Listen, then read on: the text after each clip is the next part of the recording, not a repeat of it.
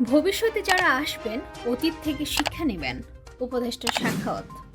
নৌ পরিবহন মন্ত্রণালয় এবং শ্রম ও কর্মসংস্থান মন্ত্রণালয়ের উপদেষ্টা ব্রিগেডিয়ার জেনারেল অবসরপ্রাপ্ত ডক্টর এম সাখাওয়াত হোসেন বলেছেন, নৌপথে কোনো অরাজকতা চলবে না।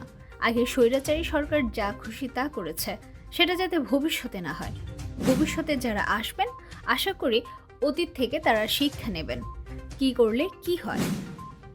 শুক্রবার ভোলার দৌলত খান বীরশ্রেষ্ঠ শহীদ সিপাহী মুস্তফা কামাল লঞ্চ ঘাট পরিদর্শনকালে তিনি এসব কথা বলেন। উপদেষ্টা বলেন, আশা করি আগামীতে যারা সরকারে আসবেন তারা নিশ্চয়ই এই শিক্ষাটা নিয়েছেন।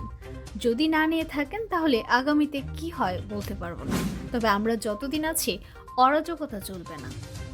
তিনি বলেন, ঝড় বৃষ্টিতে মানুষ যাতে নিরাপদে লঞ্চে উঠতে পারে সেজন্য বিশ্বব্যাংকের অর্থায়নে ভোলা জেলার মনপুরা সহ বেশ কয়েকটি স্থানে ঘাট নির্মাণ হচ্ছে। আমি স্থান পরিদর্শনে এসেছি, আমাদের কাজ অতি সত্বর শুরু হবে। এবছরের মতো কাজটি শেষ হবে বলে আশা করছি, বলেন ব্রিগেডিয়ার অবসরপ্রাপ্ত এম সাখাওয়াত হোসেন।